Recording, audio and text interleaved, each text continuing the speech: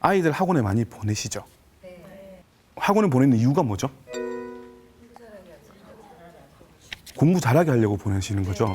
근데 과연 결과는 어땠습니까? 조금 나아진 것 같으십니까? 네, 보통 학원을 보내기 전에 먼저 접하게 되는 게 아이들이 학습지입니다. 학습지 어떻게 이루어집니까? 보통 학습지를 분량을 받으면 일주일에 한 번씩 선생님이 오시죠. 아이들은 어떻게 하죠? 그렇죠. 조금씩 쌓이기 시작합니다. 몰아서 하게 되고요. 그리고 이게 학원에 가면 역시나 반복이 됩니다. 금요일날 학원에 갔다가 와서 아이들은 숙제를 받아오죠. 그 숙제를 어떻게 하죠? 금요일날 받아왔으면 숙제를 언제 해야 될까요? 그날 하고 주말에도 했으면 하는 거죠. 근데 보통 아이들은 언제 할까요? 일요일 밤에 하거나 월요일 학교에 가서 합니다. 근데 이게 아이들이 왜 그렇게 되냐면 뭔가 주어진 분량을 해내는 것만을 공부라고 생각합니다. 예, 그것으로 공부는 끝난다라고 생각하죠. 그래서 집에 오면 뭐라고 하죠? 나 학원에서 공부 너무 많이 하고 왔어. 앉아서 수업을 듣고 왔거든요. 근데 그 아이들은 나는 그게 공부였다라고 이야기를 하는 거죠. 그게 공부였다는 것에 대해서 공감하십니까? 공감하시기 힘드시겠죠. 내 아이들은 그것이 나의 공부의 전부라고 생각하기 때문에 그 다음이 없습니다. 답지를 어떻게 하십니까? 보통 수학 문제집의 답지? 문제집을 사면 찢죠. 학원에서도 선생님이 걷어갑니다. 그러면 그 아이들은 틀린 문제에 대해서 확인하고 복습을 하는 과정은 누구의 몫일까요? 네, 본인의 몫인데 본인의 몫이라고 생각하지 않습니다. 답지가 없거든요. 맞는지 틀렸는지 모르거든요. 그리고 무엇을 복습해야 될지 모릅니다. 이러한 반복적인 학습들 속에서 그 아이들은 공부를 이해라고 인정하겠습니까? 암기로 받아들이게 됩니다. 무언가를 반복적이고 기계적이고 어떻게 보면 굉장히 반사적으로 문제를 풀어내려고 하죠. 그 과정에서 필요한 게 수학에서는 공식입니다. 그래서 이해 과정보다는 공식을 먼저 배우고 외워서 문제의 답을 찾아내면 아, 난 다 했어. 이런 인식을 가지게 되죠. 근데 과연 수학에서 그게 다일까요? 제가 고등학생들에게 질문을 해봅니다. 어떤 질문을 하냐면 오래된 기억을 한번 끄집어내 보시기 바랍니다. 원을 배웠습니다. 저희가 원을 배울 때 원주율을 배우죠. 아이들에게 물어봅니다. 원주율이 뭐지? 원주율이 뭘까라고 질문했을 때 아이들의 답은 뭘까요? 아이들은 한결같이 3.14 혹은 파이 그 크기를 대답을 합니다. 물론 그것을 크기를 질문한 것으로 받아들일 수 있지만 단 한 명도 원주율의 의미가 무엇인지 대답하는 학생이 없습니다. 그것도 고등학교 이과 학생들이에요. 이유가 뭘까요? 이 문제를 풀기 위해서는 어떤 개념이 필요할까?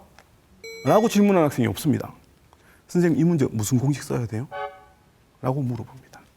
또한 아이들은 학원을 다니게 되면서 모르는 문제가 나왔을 때 어떻게 해결할까요? 선생님에게 질문을 합니다. 학원 선생님에게 혹은 학교에서 선생님에게 질문을 하죠. 얼마나 고민하고 질문할까요? 어려운 문제를 만나가지고 5분 이상 고민해본 학생을 몇 명 보지 못했습니다. 왜 그럴까요? 항상 물어보면 답이 나오거든요. 누군가가 해결해 줍니다. 근데 그렇게 해서 공부했던 문제, 틀려서 배웠던 문제, 다음에 또 만나면 어떻게 되겠습니까? 다시 틀립니다. 그래서 복습 과정이 필요한데 그 복습이 이루어지지 않죠. 어려운 문제를 고민하고자 하는데 무엇을 고민해야 될지 모릅니다. 그래서 무엇을 모르냐고 물으면 학생들은 대답합니다. 다 모르겠어요. 정확히 자기가 어디를 모르는지 무엇을 모르는지 이야기하는 학생이 없습니다. 원주율이라는 건 원의 둘레가 가지는 비율이죠. 근데 비율이라면 그 비교 대상이 있습니다. 지름입니다. 네. 지름에 대한 원둘레의 비율인데 그걸 식으로서 표현하면 지름분의 원의 둘레가 원주율이죠. 이항을 배우셨죠? 여기에서 지름을 이항하게 되면 원주율 공식이 됩니다. 다시 말해서 개념이 공식으로 연결됩니다. 수학은 그런 것들이 굉장히 많습니다. 대부분의 개념들은 공식으로서 다 연결될 수 있고요. 그게 또 다른 공식으로서 유도가 됩니다. 개념적으로 굉장히 유기적으로 연결되어 있습니다. 근데 그것을 깨닫지 못하고 공식부터 가지고 답을 찾아내는 것만 연습한 아이들. 그 아이들은 서서히 공부하는 힘을 잃어갑니다. 문제를 풀 때마다 재미가 있을까요? 그저 똑같은 공식을 대입해서 답을 찾는 것만 반복하죠. 기계적이고 반사적으로 갑니다. 그렇게 기계적으로 반사적으로 하는 애들이 주변에 보면 많이 만날 수 있을 거고요. 저희도 아마 경험 있을 겁니다. 더 기본적인 걸 가볼까요? 더 기본적인 내용을 가보면 거듭 제곱을 배웁니다. 중학교 2학년 때. 2의 세제곱이 얼마냐고 묻습니다. 아이들은 중학교 2학년 때 제일 처음에 6이라는 대답을 합니다. 2를 3번 곱하면 8인데 9구단을 기억하는 거죠. 2, 3 곱했다? 6. 거의 반사적으로 답이 6이라고 나옵니다. 그리고 이게 수정되는 데까지, 다시 올바르게 이해해서 수정되는 데까지 시간이 많이 걸립니다. 심한 경우는 수학을 그래도 조금 한다는 아이가 고등학교 올라와서까지 2의 세제곱은 순간적으로 6이라고 대답하죠. 그리고 급히 수정합니다. 그 말은 이 아이마저도 반사적으로 기억 속에서 끄집어내가지고 반사적으로 수학을 대하고 있다는 거죠. 우리나라 많은 아이들이 그렇게 대하고 있습니다. 근데 그 시작은 어딜까요? 저는 그렇게 반사적이고 암기를 중심으로 하는 그 시작을 구구단으로 봅니다. 우리나라 구구단 어떻게 공부하죠?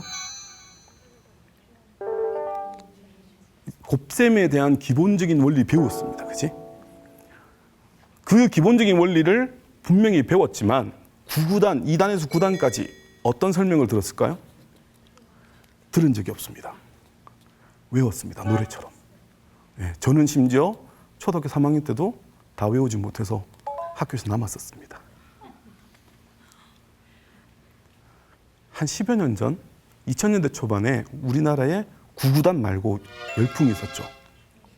19단까지 외웠었죠. 어디에서 그렇게 외웠죠?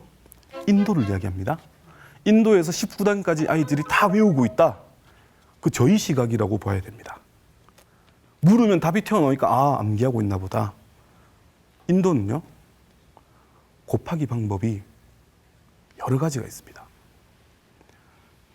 찾아보시면 알 겁니다. 인도의 베다 수학 찾아보시면 아시는데 격자 계산법, 크로스 계산법, 심지어는 두 자릿수 곱셈을 손가락으로 합니다. 저희는 손가락으로 더하기밖에 하지 않죠. 근데 인도는 손가락으로 두 자릿수 곱셈을 계산합니다. 그리고 구구단도 손가락으로 배우기도 합니다. 다양한 방법으로 구구단을 배우고 있습니다. 구구단이라고 할 수 없죠. 곱셈을 배우죠. 자, 그 아이들이 과연 19단까지 암기일까요? 계산일까요? 계산입니다.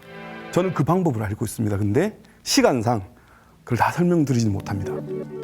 19 곱하기 19까지 혹은 그 이상의 두 자릿수 곱셈까지도 수학적 원리를 가지고서 계산하고 있는 것이 인도의 수학입니다. 근데 저희 입장에서는 암기 중심인 저희 나라에서는 그게 다 암기라고 보이는 거죠. 이렇게 사교육에 혹은 암기식, 주입식에 빠진 아이들이 선행학습을 만나면서 더 심각해집니다. 선행학습이 혹시 언제쯤부터 열풍이었는지 아십니까? 본디 소수에게 적용이 되었던 것이 선행학습입니다. 예전에 과학고 입시할 때 과학고에 영재교육원의 입시가 결정적일 때, 그리고 과학고 입시 시험이 남아있을 때 특목고를 진학하려는 일부 학생들이 선행학습을 했었습니다. 근데 그 입시가 사라졌습니다. 그리고 난 뒤에 학원들은 그동안 재미를 봤어요. 어떤 재미를 봤냐면 선행학습을 하는 아이들은 뭔가 선택받은 아이들, 그리고 그 선택받은 아이들이기 때문에 좀 더 많은 수강료를 받을 수 있었습니다. 또 선행학습이기 때문에 언제 결과가 나오죠? 1년을 일찍 배우면 1년 뒤에 결과가 나옵니다.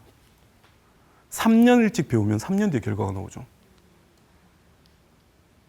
비약적으로 학생들의 수강 기간을 늘릴 수 있었습니다. 그리고 그러한 선발 효과 때문에 수강료도 비싸게 받을 수 있었죠. 선행학습이 효율적이라는 어떠한 결과도 들어보신 적 있습니까? 어디서 연구했는데 선행학습 하는 아이들이 훨씬 더 낫더라. 만약에 그랬다면 저희 나라 교육과정이 굉장히 당겨졌겠죠. 선행학습이 효율적이면 국가 전체가 해야죠. 만약에 그렇지 않았다는 건 국가가 교육에 대해서 방기한 거죠. 오히려 현행 교육과정에서 수학은 배우는 양이 너무 많습니다. 그러한 아이들에게 저희는 어쩌면 계속해서 암기만을 강요하면서 선행학습을 시키는지도 모르죠. 선행학습을 하기 위해서는 진도를 얼마나 빨리 나가야 될까요? 3년을 일찍 배워서 이걸 아주 짧은 시간 안에 끝내야 돼요. 그러려면 진도가 굉장히 빠르게 진행됩니다. 그리고 아직 어린 아이들, 일반적으로 배우는 과정보다 좀 더 일찍 배우는 이 어린 아이들이 그 과정을 소화하려면 이해할 수 있습니까? 이해 못합니다. 역시나 다시금 암기로 가게 됩니다. 그 내용들이 이해되지 않았으니까 아이들은 어려운 문제를 만났을 때 고민하기 힘들어지죠. 무엇을 생각해야 되는지, 어디부터 잘못했는지 따질 수 없게 됩니다.